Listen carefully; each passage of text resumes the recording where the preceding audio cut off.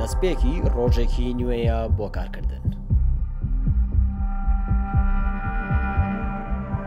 هەڵمەتی بەرفراوانی پاکردنەوەی قەزای دوکان و بەنداوی دوکانە لە پاژماوەی خۆڵ و خاشاک.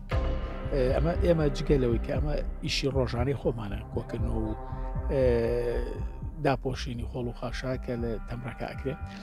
سەرڕایەوە ئەمەوە هەڵمەتە فراوانە پێگاتووە لە 100 سەرپەرشتیار و زیاتر لە 30 ئۆتۆمبیل واتە ئامێر بەشداری کرد لەم هەڵمەتەیە تەنیا بۆ ئەمڕۆ ئەبێت بۆ زیاتر پاکردنەوەی شوێنە دوورە دەستەکان و ئەو شوێنانی کە گەشتیارەکان پیسکراوە. دیمەنی دڵڕفێنی ناوچە گەشتیارەکانی سلێمانی وای کردووە ساڵانە بە سەدان هەزار گەشتیار سەردانی بکەن. بۆ ئەمەش شارەوانی سلێمانی پلانێکی تایبەتی بۆ داناوە. ئەمە بەڕێوەبەرێتیشی شارەوانەکان 46 شارەوانی لەژێر چاودێری ئەمە کارەکەن.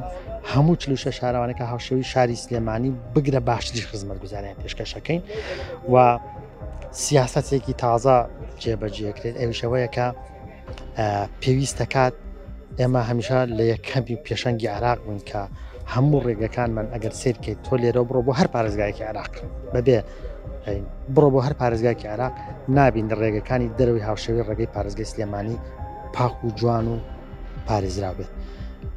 ئەکرێت خەڵکیەت سەردانیکار بە تایبەتی گەشتیار چکە کوردی خۆمان باشن بەڵام گەشتیاریت چاودێری ئەو بابەتە ناکات و شت فڕای بەڵام ئێمە بەردەوام کار بۆەکەین کە خزمەتی خەڵک و پاکردنەوەی ڕێگە و جێگاکان.